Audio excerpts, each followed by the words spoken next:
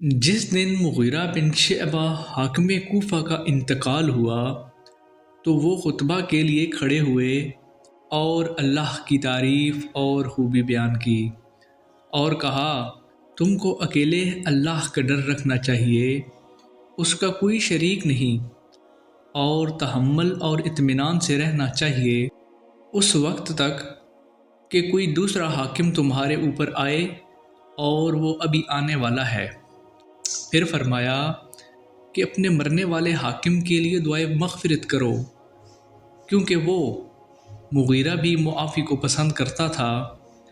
پھر کہا کہ اس کے بعد تم کو معلوم ہونا چاہیے کہ میں ایک دفعہ حضرت صلی اللہ علیہ وآلہ وسلم کے پاس آیا اور میں نے ان سے عرض کیا کہ میں آپ سے اسلام پر بیعت کرتا ہوں۔ آپ نے مجھ سے ہر مسلمان کی خیرخواہی کے لیے شرط کی، بس میں نے اس شرط پر آپ سے بیعت کر لی، اس مسجد کے رب کی قسم کہ میں تمہارا خیرخواہ ہوں۔ پھر استغفار کیا اور ممبر سے اتر آئے۔